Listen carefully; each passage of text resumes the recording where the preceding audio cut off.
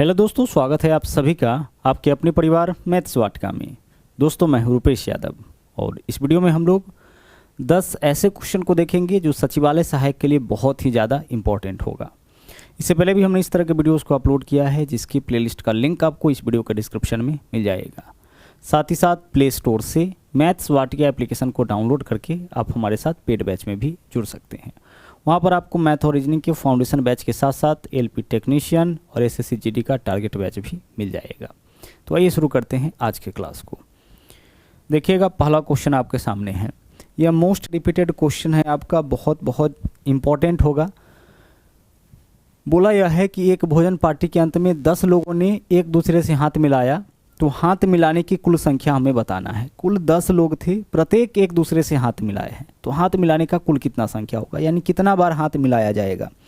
तो ऐसे क्वेश्चन का आंसर हम लोग इस फॉर्मूला से निकालते हैं। देखिएगा, फॉर्मूला हम लोग क्या लगाते हैं, फॉर्मूला हम लोग लगाते हैं n इंटू n-1/2।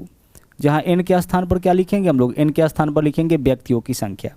तो यहाँ व्यक्तियों की संख्या कितना है, व्यक्तियों का संख्या 10 है, तो यहाँ हो जाएगा 10 इंटू 10 - 1 9/2, 90/2, यानी आंसर हमारा क्या होगा, आंसर हमारा इस क्वेश्चन का 45 हो जाएगा।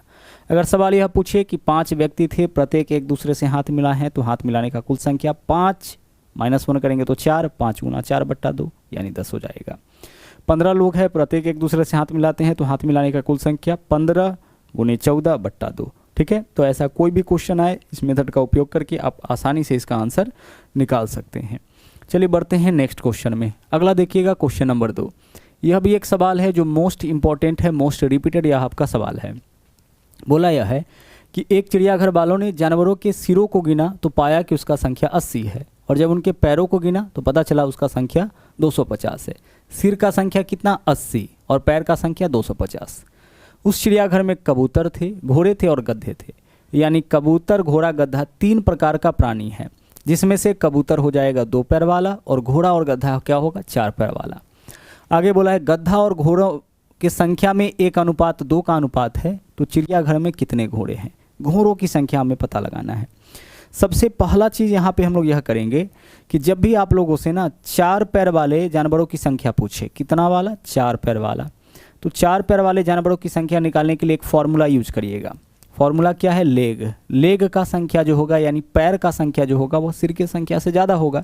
तो पहले आपको लिखना है लेग, और इसमें से माइनस करना है जितना भी हेड का संख्या होगा, सिर का संख्या होगा, उसका 2 गुना। कितना माइनस करिएगा, जितना भी हेड का संख्या होगा उसका 2 गुना, और इसमें आपको भाग करना है कितना से, इसमें आपको भाग कर देना है 2 से। बस इस फॉर्मूला को आप याद रखिए। इसके अलावा आप क्या कर सकते हैं कि 2 पैर वाले का संख्या भी निकाल सकते हैं, लेकिन उसकी आवश्यकता आपको नहीं पड़ेगी, इसी से आपका काम हो जाएगा। ठीक है, फॉर्मूला क्या है, लिखना है लेग माइनस हेड गुना 2, बट्टा में क्या रहेगा, बट्टा में 2 रहेगा। अब यहाँ से आप निकालिए 4 पैर वाले जानवरों का संख्या कितना हो जाएगा। देखिए, तो जब गिना तो पता चला कि पैर का संख्या 250, तो लेग के स्थान पर लिखेंगे 250, माइनस सिर का संख्या 80, तो हेड गुना 2, तो 80 गुना 2 कितना हो जाएगा, 160, और बट्टा में क्या रहेगा वैल्यू, बट्टा में रहेगा 2। 250 में से 160 माइनस करिए, 90, 90/2 यानी कि 45। 45 किसका संख्या हो गया, 45 आपका हो गया। यहाँ पे गौर से देखिए, 4 पैर वाले जानवरों का। आप बोलोगे कि सर अगर 2 पैर वाला पूछ लेता तो हम क्या करते, तो उनके सिरों का संख्या 80 है, तो प्रत्येक जानवर को सिर तो एक ही होगा। तो अगर सिर का संख्या 80 है, इसका मतलब कि जानवर भी 80 है, तो 80 जानवर में से 45 अगर आपका 4 पैर वाला है, तो जो शेष बचेगा वह क्या होगा, 2 पैर वाला होगा। आप चाहे तो 2 पैर वाला का फॉर्मूला भी अलग से देख सकते हैं। 2 पैर वाले जानवरों का संख्या क्या होता है सर, 2 पैर वाले जानवरों का संख्या होता है लेग माइनस हेड गुना 4। हेड में कितना से गुना करते हैं, 4 से, और बट्टा में रहेगा 2। फॉर्मूला दोनों जगह सेम ही होता है, बस एक जगह आपका अंतर होता है। कहाँ पे अंतर होता है, 4 पैर वाले के हेड में 2 से गुना और 2 पैर वाले के हेड में 4 से। उल्टा करना है, 2 पैर वाले के हेड में 4 से और 4 पैर वाले के हेड में 2 से गुना। अब यहाँ पे हमने क्या निकाला है, यहाँ पे हमने निकाला है 4 पैर वाले जानवरों की संख्या। अब 4 पैर वाले में भी क्या है, 2 तरह का प्राणी है, गधा और घोड़ा। गधा और घोड़ा, ठीक है, यानी कि आस और हॉर्स, यही तो है। तो गधा और घोड़ा के संख्या में क्या अनुपात दिया है, 1:2। दोनों के संख्या का अनुपात 1:2 है। अब यहाँ पे देखिए क्या आ गया है, यहाँ पे आया है कि 4 पैर वाला मिला के 45 है। यहाँ देखिए गधा घोड़ा मिला के 4 पैर, तो 4 पैर वाला का संख्या 3 है, 2 और 1 3, 3 को 45 बनाने के लिए कितना से गुना करना पड़ेगा? 15 से। तो 15 से गुना करिएगा तो इसका संख्या हो जाएगा 15 और इसका संख्या हो जाएगा 15 दूना 30। अब तो केवल अनुपात में बांटना है। घोड़ा का संख्या 30, गधा का संख्या 15। पूछा क्या हम लोगों से, चिड़ियाघर में कितने घोड़े थे? आंसर हमारा इस क्वेश्चन का हो जाएगा 30। यानी हम लोग क्या किए, हम लोग पहले निकाल लिए 4 पैर वाले जानवरों का संख्या कितना आ गया? 45। अब इस 45 में गधा और घोड़ा दोनों है, उसके संख्या में 1:2 का अनुपात, तो गधा प्लस घोड़ा मिला के 3 होना चाहिए, जबकि है यहाँ 45, तो अनुपात 3 का वैल्यू 45, तो 1 का मान क्या हो जाएगा? 15। तो अनुपात 1 गधा को दर्शाता है तो गधा का संख्या 15, अनुपात 2 घोड़ों की संख्या को दर्शाता है तो अनुपात 2 का मान 2 × 15 यानी 30 हो जाएगा। ठीक है, तो इन फॉर्मूला के मदद से आप इस तरह के किसी भी क्वेश्चन को सोल्व करिएगा। चलिए बढ़ते हैं आगे। क्वेश्चन नंबर नेक्स्ट देखिएगा, नंबर 3 और नंबर 4 दोनों सेम क्वेश्चन है लेकिन बहुत ज़्यादा रिपीट करता है। नंबर 3 और नंबर 4 इन दोनों क्वेश्चन को ध्यान से देखिएगा और इसके बनाने के ट्रिक को आप देखिएगा। बोला किसी वस्तु का अंकित मूल्य है 5000 रुपये, ठीक है। अब बोला है 5% छूट देने के बाद भी 25% का लाभ होता है, तो क्रय मूल्य बताइए। ऐसा ही क्वेश्चन मिलेगा कि इतने % डिस्काउंट के बावजूद इतने % का लाभ। ठीक है, कैसे सोल्व करते हैं गौर से देखिए। ट्रिक क्या है, कितना % डिस्काउंट बोला है? 5%, तो 5% डिस्काउंट का मतलब 100 - 5 कितना हो जाएगा? 95। और 25% लाभ कमाता है यानी 100 + 5 कितना हो जाए? 100 + 25 क्या हो जाएगा? 125। यह रेशियो किसका हो जाएगा? क्रय मूल्य का और अंकित मूल्य का। क्रय मूल्य को हम लोग हमेशा किससे दर्शाते हैं? CP से यानी कॉस्ट प्राइस, और अंकित मूल्य को किससे दर्शाते हैं? MRP से यानी मार्क्ड प्राइस। ठीक है, तो क्रय मूल्य और अंकित मूल्य का यह अनुपात हो जाएगा। जब भी ऐसा क्वेश्चन आपको मिले ना कि इतने % डिस्काउंट करने के बाद इतने % का लाभ हुआ, तो डाटा से आप क्या बता सकते हैं? इसके क्रय मूल्य और अंकित मूल्य का अनुपात, और पहले आप यही निकालिएगा। फिर से समझिए, 5% छूट यानी 100 - 5 छूट कमी को दर्शाता है, तो 100 - 5 क्या हो जाएगा? क्रय मूल्य 95।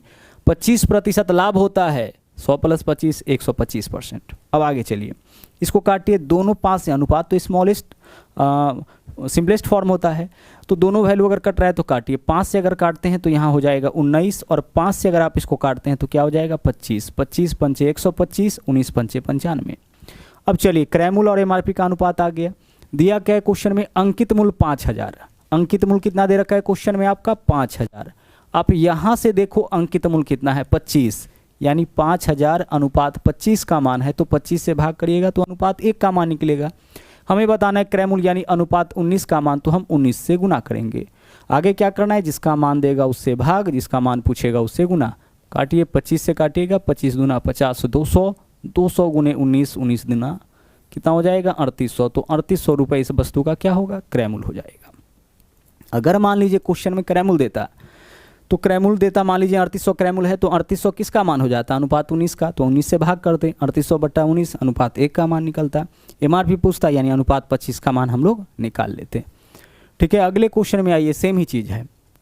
यहाँ पे देखिए क्या बोला है, एक व्यापारी अंकित मूल्य पर 10% छूट देता है तो 17% का लाभ। 10% छूट का मतलब 90, लाभ कितना हो जाता है इसको? 17% का मतलब 117। यह रेशियो किसका हो जाएगा? यह रेशियो हो जाएगा कॉस्ट प्राइस का, यानी कि क्रय मूल्य का और अंकित मूल्य का। दोनों वैल्यू देखिए कितना से कट रहा है आपका? 9 से कट रहा है। 9 से काटिएगा 9 दहाई 90, 9 से काटिएगा यहाँ पे कितना हो जाएगा? 13 नमा 117, 10 अनुपात 13। क्रय मूल्य और अंकित मूल्य का अनुपात आ गया। नंबर 4 क्वेश्चन का यहाँ आंसर है। हमें क्या बताना है? हमें बताना है कि वस्तु पर क्रय मूल्य में कितना % अधिक अंकित करना चाहिए, यानी अंकित मूल्य क्रय मूल्य से कितना ज़्यादा होना चाहिए। तो देखिए, अंकित मूल्य कितना है? 13, क्रय मूल्य कितना है? 10। कितना ज़्यादा है? 3 ज़्यादा है। कितना से? 10 से। प्रतिशत के लिए क्या करते हैं? 100 से गुना। हमें क्या बताना है कि अंकित मूल्य क्रय मूल्य से कितना % ज़्यादा है, तो 3 ज़्यादा है। कितना से? 10 से। प्रतिशत के लिए 100 से गुना। 0 से 0 कैंसिल, 10 या 30, यानी अंकित मूल्य को क्रय मूल्य से 30% अधिक हमें अंकित करना पड़ेगा। अब इसी क्वेश्चन में मान लीजिए कि अंकित मूल्य दे देता है, इसका मतलब अनुपात 13 का मान दे दिया है, 13 से भाग करेंगे, अनुपात 1 का मान निकलेगा। क्रय मूल्य पूछा है यानी अनुपात 10 का मान आपसे पूछा है। तो ऐसा क्वेश्चन आते रहता है, बहुत इंपॉर्टेंट है, ध्यान रखिएगा कैसे आपको इसको सोल्व करना है। अच्छा, इस सवाल में मान लीजिए आपसे विक्रय मूल्य पूछता तो क्या करते? तो देखिए, अंकित मूल्य तो दे रखा है, इस पर मात्र 5% का छूट करेंगे, यानी कि अंकित मूल्य का 45% विक्रय मूल्य हो जाएगा। 5% डिस्काउंट के बाद किसी भी वस्तु को उसके अंकित मूल्य के 95% में बेचा जाएगा। तो 5,000 का 95% निकाल लेते, विक्रय मूल्य हमारा निकल जाता। 3-4 हो गया। क्वेश्चन नंबर 5 और 6 देखिए, बहुत ही इंपॉर्टेंट यह भी क्वेश्चन है आपका, और यह क्वेश्चन आपका डायरेक्शन टॉपिक से है, समझिएगा थोड़ा सा यहाँ पे चीज़ों को। अगर हम बात करें डायरेक्शन की, तो किसी भी प्लेन पे अगर, समतल पे अगर डायरेक्शन को हम दर्शाए तो हमेशा ध्यान रखिएगा कि दाहिने हाथ की तरफ आपका पूरब दिशा होगा, और पूरब के अपोजिट में क्या हो जाएगा, पश्चिम। तो पश्चिम दिशा किस तरफ होगा, बाईं ओर, पूरब दिशा दाईं ओर। ऊपर में क्या होगा, ऊपर में हमेशा होगा उत्तर दिशा, और नीचे में क्या होगा, नीचे में आपका दक्षिण दिशा। थोड़ा सा समझ लीजिए, फिर किसी भी क्वेश्चन को आप बना सकते हैं। किसी भी पोजीशन से अगर आपको चलना होगा पूरब दिशा की ओर, मान लीजिए पूरब की ओर चलना है, तो हम कैसे चलेंगे, दाहिने हाथ की तरफ। पश्चिम दिशा में चलना है, बाएं हाथ की तरफ। उत्तर दिशा में चलना है, ऊपर की तरफ। दक्षिण दिशा में चलना है, तो कहाँ चलेंगे, नीचे की ओर। अगर डायरेक्शन नीचे की ओर है मतलब दक्षिण दिशा, ऊपर की ओर है यानी उत्तर दिशा, दाएं हाथ की तरफ है यानी पूरब, बाएं हाथ की तरफ यानी कि पश्चिम। और एक चीज़ और समझना है, कहीं से भी अगर राइट टर्न लेना होगा, राइट टर्न का मतलब क्या होता है, दाएं मुड़ना होगा, तो आपको कैसे चलना है, दाएं कैसे मुड़ेंगे। दाएं मुड़ने का मतलब है आपको चलना है क्लॉकवाइज। क्लॉकवाइज मतलब घड़ी के दिशा में, जहाँ से भी दाएं मुड़ना होगा घड़ी के दिशा में। जैसे उत्तर का दायां पूरब, पूरब का दायां दक्षिण, दक्षिण का दायां पश्चिम, पश्चिम का दायां उत्तर। घड़ी के दिशा में चलिएगा तो दाएं चलिएगा। और जहाँ से भी बाएं मुड़ना होगा, जैसे उत्तर का बायां, तो घड़ी के विपरीत दिशा में चलिएगा। ठीक है, यह बात आपको समझ में आ रहा होगा। जहाँ से भी हम लोग को लेफ्ट टर्न लेना है यानी कि बाएं मुड़ना है, तो बाएं मुड़ने का मतलब है सीधा सीधा कि आपको क्या करना है, एंटी क्लॉकवाइज, यानी घड़ी के विपरीत दिशा में। घड़ी जिस दिशा में चलती है वह दाएं ओर कहलाता है। ठीक है, अगर हम बात करें डायरेक्शन टॉपिक की, घड़ी के दिशा में चलने का मतलब दाएं मुड़ना, और घड़ी के विपरीत चलने का मतलब है बाएं मुड़ना। तो जहाँ भी बाएं मुड़ने के लिए बोले घड़ी के विपरीत में चल दीजिए, जहाँ भी दाएं मुड़ने के लिए बोले घड़ी के दिशा में चल दीजिए। घड़ी ऐसे चलती है, यह कहलाएगा क्लॉकवाइज, और यह क्या कहलाएगा, एंटी क्लॉकवाइज। बस इतना ही आपको समझना है इस टॉपिक के। आप किसी भी क्वेश्चन को सोल्व कर सकते हैं। नंबर 5 का देखिएगा यहाँ पे आंसर क्या है। नंबर 5 क्या बोला है, एक मनुष्य का मुँह पश्चिम दिशा में, किस तरफ है, पश्चिम दिशा में। चलिए यहाँ देख लीजिए, पश्चिम दिशा में इस एक मनुष्य का मुख है, पश्चिम दिशा तो इसी तरफ है। अब बोला है वह घड़ी के दिशा में 45 डिग्री और 180 डिग्री। अच्छा, 45 डिग्री और 180 डिग्री दोनों किस तरफ घुमा है, घड़ी के दिशा में। 45 डिग्री क्लॉकवाइज और 180 डिग्री भी क्लॉकवाइज, दोनों घड़ी के दिशा में ही घुमा है। दोनों क्या घुमा है, दोनों घड़ी के दिशा में ही घुमा है। अगर मान लीजिए एक घड़ी के दिशा में और एक घड़ी के दिशा के विरुद्ध बोला होता, उस केस में हम लोग क्या करते, उस केस में एक को प्लस करते, एक को माइनस करते, यानी दोनों में से एक को घटा लेते।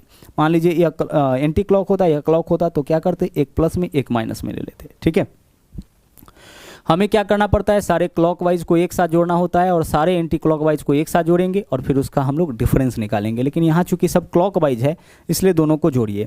तो 45 डिग्री और 80 डिग्री कितना हो जाएगा, 225 डिग्री। तो 225 डिग्री किस डायरेक्शन में हमें चलना है, क्लॉकवाइज हमें चलना है। अभी हम लोग किस दिशा में हैं, पश्चिम दिशा में। तो पश्चिम दिशा से 225 डिग्री चलना है, तो पश्चिम से सीधे आप पूरब आ जाइएगा। कब, जब आप 180 डिग्री घूमिएगा। 180 डिग्री घूमने का मतलब है यू टर्न, अगर हम पूरब जा रहे हैं, ठीक है, और 180 डिग्री घूमेंगे तो हम पश्चिम जाने लगेंगे। अगर हमारा चेहरा उत्तर दिशा में है, हम 180 डिग्री घूमेंगे यानी दक्षिण दिशा में। तो पश्चिम दिशा में है, अगर व्यक्ति 180 डिग्री घूमे तो यू टर्न हो जाएगा।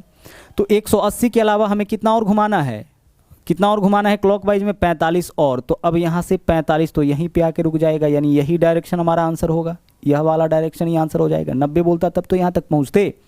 तो दिशा क्या हो जाएगा, दक्षिण पूर्व। तो इस क्वेश्चन का आंसर आपका हो जाएगा दक्षिण पूर्व दिशा। इस पर्सन का चेहरा क्या होगा, दक्षिण पूर्व में। नंबर 6 क्वेश्चन में आइए। क्वेश्चन नंबर 6 में क्या है, बोला है आप उत्तर की ओर गए। ठीक है भाई, किस दिशा में गए, उत्तर की ओर। अब बोला है 90 डिग्री दाएं मुड़े।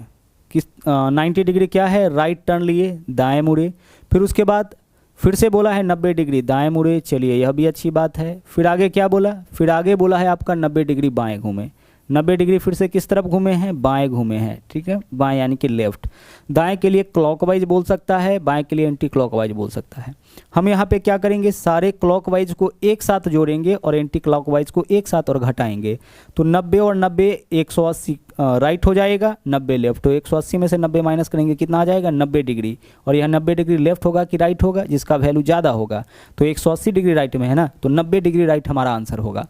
तो व्यक्ति का चेहरा किस तरफ है, उत्तर। उत्तर से 90 डिग्री राइट टर्न लीजिए। तो उत्तर से 90 डिग्री अगर राइट टर्न लेते हैं तो पूरब दिशा में चलने लगिएगा। तो आपकी दिशा क्या हो जाएगी, पूरब।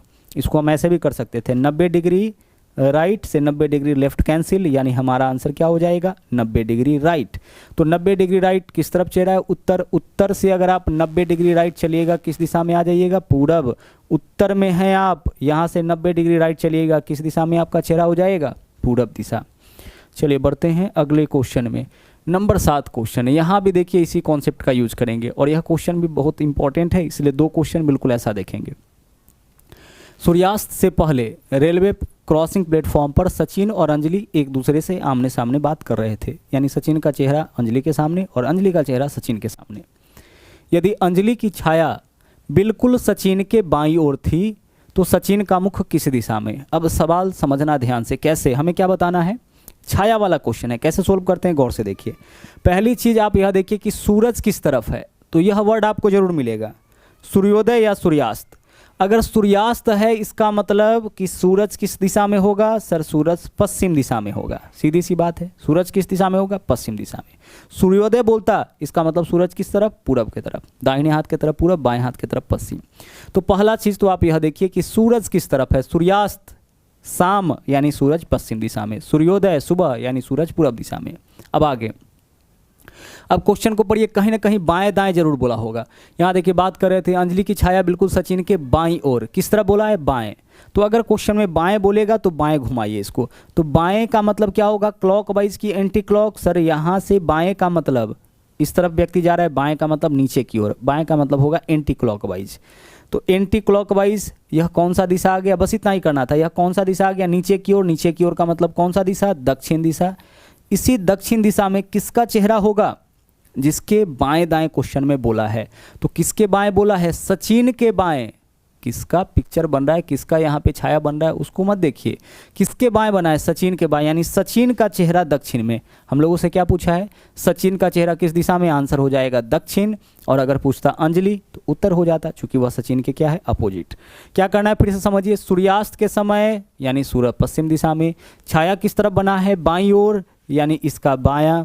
इसका बायां कौन सा दिशा हो जाएगा, दक्षिण। दक्षिण दिशा में चेहरा किसका होगा, देखिए जिसके बाएं दाएं बोला है, सचिन के बाएं दाएं बोला, यानी सचिन का चेहरा दक्षिण दिशा में। तो सचिन का चेहरा अगर दक्षिण दिशा में, क्वेश्चन में अंजलि का चेहरा पूछ लिया होता तो आंसर क्या करते, उत्तर दिशा।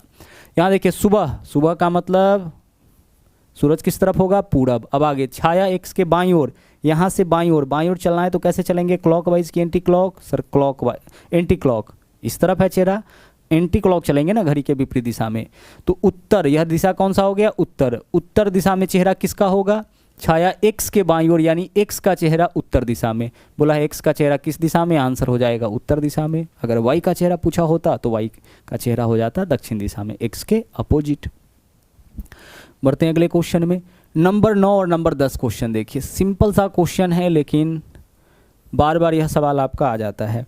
नंबर 9 क्वेश्चन क्या है, बोला है नंबर 10 देखिए, पहले 20 विषम संख्याओं का योग क्या होगा, आंसर इसका हो जाएगा 20 का स्क्वायर, ठीक है। और यहाँ है पहले 25 सम संख्याओं का योग क्या होगा, 25 का स्क्वायर प्लस 25 यानी कि 650। सम संख्या वाला में, विषम संख्या वाला में क्या करते हैं, पहले जितने सम संख्याओं का योग पूछे उसका स्क्वायर। पहले 10 विषम पूछे, पहले 10 विषम संख्याओं का योग 10 का स्क्वायर, पहले 20 विषम संख्याओं का योग 20 का स्क्वायर, पहले 30 विषम संख्याओं का योग 30 का स्क्वायर। लेकिन सम वाले में क्या करते हैं, सम संख्याओं का योग पूछा जाए तो जिसका आप स्क्वायर करिएगा उसी को इसमें क्या करना है, जोड़ लेना है। पहले 25 तो 25 का स्क्वायर प्लस 25, पहले 30 तो 30 का स्क्वायर प्लस 30। समझ पा रहे हैं, यहाँ देख लीजिए। जैसे मान लीजिए पहले 3 विषम संख्या का योग निकालना है तो पहला 3 विषम संख्या क्या होगा, 1 + 3 + 5 कितना आ रहा है, 9।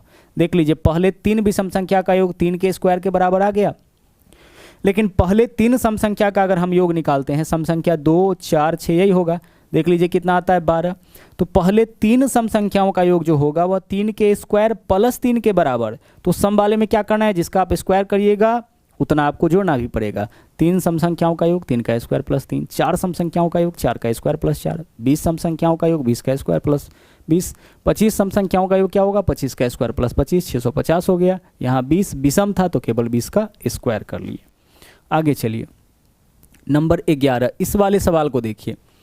बोला है किसी संख्या में लगातार भाग का मतलब क्या होता है समझिएगा। लगातार 7 और 4 से भाग करने पर शेष 3 और 2 बचता है। कितना से भाग करने पर, 7 और 4 से भाग करने पर शेष क्या बचता है, 3 और 2 बचता है। भाग कैसे किया गया है, नॉर्मल भाग नहीं है यह। लगातार भाग बोले, क्रमिक भाग बोले, भागफल में भाग बोले, इन सब का मतलब होता है कि यहाँ पे जो भाग करना है वह कुछ इस तरीके से करना है कि पहले तो संख्या में 7 से भाग करेंगे और 7 से भाग करने के बाद जो भागफल आएगा उसमें 4 से भाग करेंगे। इसी का मतलब होता है लगातार। लगातार भाग बोले, क्रमिक भाग बोले, इसका मतलब होता है भागफल में भाग। तो इस बात का ध्यान से मतलब समझ में आना चाहिए आपको, भागफल में भाग। लगातार भाग का क्या मतलब होता है, भागफल में भाग। अब ऐसे क्वेश्चन में हम बताते हैं इसको करके भी। अब ऐसे क्वेश्चन में संख्या कैसे निकालते हैं, बोला जाए कि इतना इतना से भाग करने पर, लगातार भाग करने पर शेष इतना इतना बचता है। वह संख्या पहले निकालेंगे और संख्या निकालने के बाद हम यह पता करेंगे कि इसमें 28 से भाग करेंगे तो शेष क्या बचेगा। तो आइए पहले संख्या निकालते हैं। ऐसे क्वेश्चन में संख्या निकालने का तरीका होता है कि दाईं ओर ऊपर से चलेंगे और ऊपर से पहले नीचे आएंगे तो प्लस करेंगे, और फिर क्रॉस में जाएंगे तो गुना करेंगे, और फिर ऊपर से नीचे आएंगे तो फिर क्या करेंगे, प्लस। आगे और संख्या होता तो क्रॉस में गुना, फिर ऊपर से नीचे तो प्लस। ध्यान रखिए, ऊपर से नीचे प्लस, क्रॉस में गुना, फिर ऊपर से नीचे प्लस, फिर क्रॉस में गुना, फिर ऊपर से नीचे तो प्लस। यह डिपेंड करता है कि डाटा कितना दिया है। तो यहाँ देखिए पहले प्लस करिए तो 4 और 2 6, 6 सते 42 और 3 45। संख्या आपका यहाँ पे आ गया 45। बस सिंपल सा तरीका है, 4 और 2 6, 6 सते 42 और 3 45। अब क्या बोला है, इसमें संख्या तो आ गया, इसमें 28 से भाग करेंगे शेष क्या बचेगा।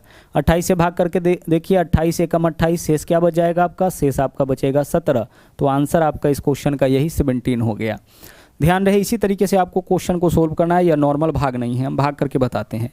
अगर संख्या आपका 45 है तो 45 में आप भाग करके एक बार देख लीजिए। 45 में आप भाग करके देखिए कितना से, 7 से, शेष क्या आना चाहिए 3। भाग करिए 7 छक्के 42, शेष कितना आ गया, शेष आपका 3 आ गया। सही बात है, ठीक है। लेकिन 45 में 4 से भाग करके देखिए शेष 2 आएगा। 45 में 4 से भाग करिए 11 चौके 44, शेष 1 आएगा, जबकि यहाँ 4 से भाग करने पर शेष 2 आया है। तो दरअसल यहाँ क्या किया गया है, 28 यहाँ पे क्या किया गया है, यहाँ पे किया गया भागफल में भाग। पहले संख्या में 7 से भाग करेंगे, भागफल क्या आ गया, 6 आ गया। अब इस भागफल में यानी कि 6 में जब इस 4 से भाग किया गया, देख लीजिए 4 एकम 4, अब शेष क्या आया, अब शेष आपका 2 आया। तो यही होता है इसका मतलब, पहले पूरे संख्या में हम भाग किसे करेंगे, 7 से, शेष कितना आ जाएगा 3। अब इसके भागफल में हम अगले संख्या से भाग करेंगे। लगातार भाग का यही मतलब आपका होता है, ठीक है। चलिए देखिएगा अगला क्वेश्चन क्या है, नंबर 12। क्वेश्चन नंबर 12 यहाँ पे बोला है कि 6 घंटियां क्रमशः एक साथ बजना आरंभ करती है। 3, 6, 9, 12, 15 और 18 सेकंड के अंतराल पर बजती है। तो 30 मिनट में इकट्ठा कितना बार। हम क्या करेंगे, इन सब का निकाल लेंगे एलसीएम। सब का एलसीएम निकालिए, क्या है 3, 6, 9, 12, 15, 18, इन सब का एलसीएम हो जाएगा 180 सेकेंड। तो 180 सेकेंड को सब सेकेंड के रूप में है तो सेकेंड में आएगा। 180 सेकेंड का मतलब क्या हो गया, 3 मिनट। तो सभी घंटी 3 मिनट में एक बार बजेगा। यह घंटियों के बजने का अंतराल है 3, 6, 9, 12, 15, 18, यानी पहला घंटी हर 3-3 सेकेंड पर बजेगा। अभी बजा दीजिएगा ना, हर 3-3 सेकेंड के इंटरवल पर बजता रहेगा। दूसरा 9-9 सेकेंड के अंतराल पर। तो ऐसे क्वेश्चन में जब हमें यह पता करना होता है कि सभी घंटी इकट्ठा एक साथ कब बजेगी, तो हम क्या करते हैं, सभी के बजने के इंटरवल का एलसीएम निकालते हैं। तो 3 मिनट में सभी घड़ी जो है इकट्ठा एक साथ बजेगी। अभी अगर सबको बजा दिए 3 मिनट बाद सभी 6 घंटी एक साथ बजेगा, फिर 3 मिनट के बाद सभी 6 घंटी एक साथ बजेगा। हमें क्या बताना है, 30 मिनट में कितना बार। तो देख लीजिए यहाँ पे 3 मिनट में एक बार, तो 30 मिनट में 30/3 कितना बार होना चाहिए था, 10 बार। लेकिन हमारा आंसर जो होता है यहाँ पे, आंसर जो हो जाता है वह कितना हो जाता है, आंसर आपका हो जाता है, इसमें हम लोग +1 करते हैं, यानी 11 बार। विकल्प सी आंसर हो जाएगा। विकल्प सी आंसर क्यों होगा, सोचिए। क्या बोला है, 3 मिनट में एक बार। तो पहला बार हम सभी घंटी को यहाँ पे बजाएंगे ना, और जैसे ही 3 मिनट होगा फिर से सब बजेगा। तो एक बार तो यहाँ बजा चुके हैं ना, तो 3 मिनट में ही कितना बार बज जाता है, 2 बार। 6 मिनट में कितना बार, तो देखिए पहला 3 मिनट में एक बार, फिर 3 मिनट में एक बार, और शुरू में जो एक बार बजाए थे। तो इस वजह से क्या किए कि 3 मिनट में एक बार, तो 30 मिनट में 10 बार, और एक बार स्टार्टिंग वाला जोड़ लेते हैं। कितना बार हो जाएगा, 11 बार हो जाएगा। ठीक है, चलिए बढ़ते हैं अगले क्वेश्चन में। इतना ही क्वेश्चन था, तो चलिए इस वीडियो में इतना ही।